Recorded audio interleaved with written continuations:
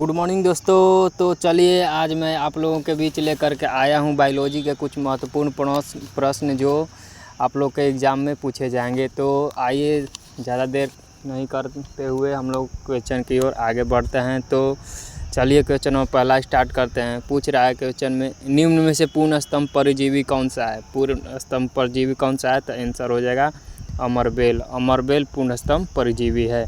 आगे चलिए देखते हैं क्वेश्चन नंबर दूसरा की ओर। दूसरा में क्या कह रहा है क्वेश्चन? तो दूसरा, निम्न में से कौन सा जलीय ब्रायोफाइटा है? जलीय ब्रायोफाइटा इसमें से कौन सा है? तो आंसर में हो जाएगा रिक्सिया फ्लूटेंस। रिक्सिया फ्लूटेंस हो जाएगा जलीय ब्रायोफाइटा। तीसरा देखिए, तीसरा में आता है क्वेश्चन। तीसरा में पूछ रहा है कि एम द्रव्यमान के एक कण की गतिज ऊर्जा ई है, तो इसका संवेग क्या होगा? तो इसका संवेग आप लोग को होगा, ये होगा, यानी कि 2m ही होगा। तो आइए चलते हैं नीचे देखते हैं। तो क्वेश्चन नंबर छठा की ओर देखते हैं। क्वेश्चन नंबर छठा देखिए, क्वेश्चन नंबर छठा में आता है,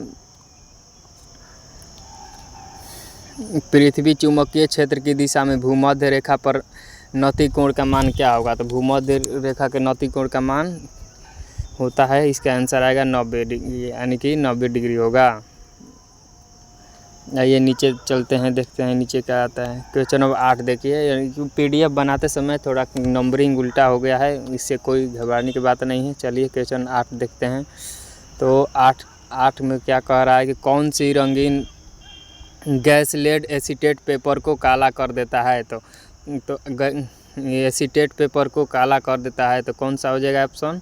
तो आंसर में H2S हो जाएगा, जो काला कर देता है। आइए क्वेश्चन नंबर 9 की ओर बढ़ते हैं हम लोग। 2-मैक्सिन प्रोपेन में 3 डिग्री कार्बन की संख्या कितनी होती है? पूछ रहा है 2-मैक्सिन प्रोपेन में 3 डिग्री कार्बन की संख्या। तो आइए इसका हम लोग आंसर देखते हैं। तो 1 होती है, कार्बन की संख्या 1 होती है। चलिए आगे बढ़ते हैं 10वां नंबर क्वेश्चन में। क्वेश्चन नंबर 10 देखिए, आप लोग का स्क्रीन पर आ गया है। क्वेश्चन नंबर 10, तांबे के पाइराइड का सांद्रण किया जाता है। तांबे पाइराइड का सांद्रण किया जाता है, तो इसका आंसर आप लोग बताइए क्या होगा? इसका आंसर चुंबक विधि के द्वारा होगा, या फिर गुरुत्व विधि के द्वारा होगा, या उपयुक्त कोई नहीं। तो इसका आंसर होगा फेन उत्प्लवन विधि के द्वारा। फेन उत्प्लवन विधि के द्वारा इसका आंसर होगा। चलिए अब क्वेश्चन 14 देखते हैं। उल्टा हो गया थोड़ा PDF बनाते समय, इससे कोई दिक्कत नहीं है, क्वेश्चन होता है। चलिए, निम्नलिखित यौगिक का IUPAC नाम क्या होगा? हाँ, तो इस यौगिक में IUPAC नाम बताइए इसका, यानी कि आइसोप्रोपाइल मीथेन होगा, या फिर क्या होगा आप बताइए? आइसोप्रोपाइल मीथेन, या फिर B में आ रहा है 2-मेथॉक्सी प्रोपेन, फिर C में आ रहा है 2-मेथॉक्सी 2-मेथिल एथेन, फिर D में आ रहा है कि 1-मेथॉक्सी 1-मेथिल। तो आपका आंसर क्या होगा? आंसर इसका हो जाएगा B हो जाएगा। आपका आंसर B हो जाएगा। क्या होगा आंसर? तो B हो जाएगा आंसर। चलिए अब नीचे देखते हैं। 12 में पूछ रहा है कि स्थानिक जातीय क्या है? स्थानिक जातियाँ क्या है? तो स्थानिक जातियाँ क्या है? इसका आंसर आप देखिए, आप लोग बताइए क्या होगा? स्थानिक जातियाँ वे पौधे और जंतु जो सामान्य हों और संसार भर में फैले हों, ये नहीं होगा। वो वन्य जीव जिनको शिकारियों से बचाया गया, ये भी नहीं होगा। वो वन्य जातियाँ जो समाप्त होने की कांटियाँ पर हो, ये भी नहीं होगा। तो हम लोग देखते हैं क्या कौन सा आंसर होता है। तो D पढ़ते हैं। वे पौधे और जंतु जो केवल एक विशिष्ट भौगोलिक क्षेत्र में पाए जाते हैं, यानी कि ये समझ गए, जो एक विशेष क्षेत्र में पाए जाते हैं तो वहीं स्थानीय जातीय कहलाता है। ठीक, अब आइए देखते हैं क्वेश्चन नंबर 18। क्वेश्चन नंबर 18 देखते हैं क्या है। क्वेश्चन नंबर 18 ऊपर नीचे हो गया थोड़ा, इसे कोई दिक्कत नहीं है। चलिए आगे बढ़ते हैं क्वेश्चन नंबर 18 की ओर।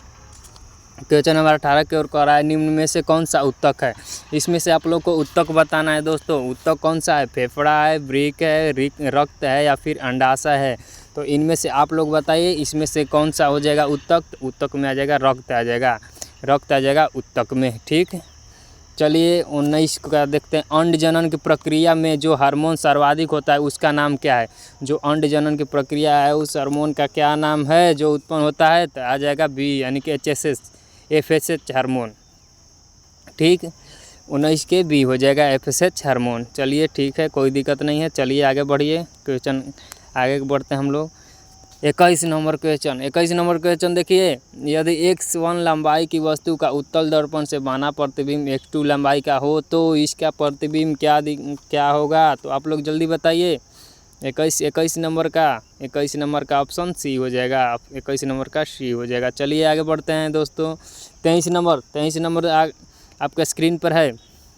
ध्वनि प्रदूषण के माध्यम से प्रकृति होता है। ध्वनि प्रदूषण के माध्यम से प्रकृति कैसा होता है, ये आप लोगों को बताना है। तो केवल अनुदैर्ध्य होता है कि केवल अनुक्रमित होता है, केवल अनुदैर्ध्य अनुक्रमित दोनों होता है कि ना अनुदैर्ध्य होता है? इनमें से ऑप्शन ए हो जाएगा, यानी कि केवल अनुदैर्ध्य होगा। चलिए आगे बढ़ते हैं। क्वेश्चन नंबर आगे देखते हैं क्या है। 24 में है, एक एंगस्ट्रॉम का मान क्या होगा? एंगस्ट्रॉम का मान बताना है दोस्तों। एंगस्ट्रॉम का मान बताना है, क्या होगा? तो 24 का आंसर हो जाएगा सी। एंगस्ट्रॉम का मान सी हो जाएगा दोस्तों। तो आगे बढ़िए, चलते हैं, आगे बढ़ा जाए दोस्तों। चलिए तो देखिए क्या कह रहा है, आगे बढ़ के देखते हैं क्या हो रहा है। ध्वनि तरंग की चाल सबसे अधिक होती है। ध्वनि तरंग की चाल सबसे अधिक कहाँ पर होती है दोस्तों? तो धातुओं में होती है ध्वनि तरंग, क्योंकि धातु को हम लोग पीटते हैं तो आवाज़ें आती है। अब तो समझ गए आप लोग, ध्वनि तरंग की तो धातुओं में पाई जाती है। चलिए दोस्तों आगे बढ़ते हैं, आगे बढ़िए, देखते हैं आगे क्या होता है। चलिए अब आगे कोई भी क्वेश्चन नहीं है। अब आगे क्वेश्चन के लिए अब हम लोग नेक्स्ट वीडियो में देखेंगे। आप लोग ही बताइए, आप लोग बताइए कि आगे किस चैप्टर से वीडियो बनाया जाए, केमिस्ट्री या फिजिक्स से बनाया जाए। लेकिन अगर आप लोग को ये वीडियो पसंद आया हो तो थोड़ा सा चैनल को सब्सक्राइब करें, लाइक करें और अपने दोस्तों मित्रों इधर उधर जहाँ भेजना है सभी जगह भेजिए, कोई दिक्कत नहीं है। चलिए अब हम लोग मिलते हैं नेक्स्ट क्लास में। तब तक के लिए टाटा बाय, गुड नाइट। अब जिसे भी ये PDF चाहिए वो हमें कमेंट बॉक्स की मैसेज करेंगे, उनको PDF मिल जाएगी। चलिए तब तक के लिए धन्यवाद।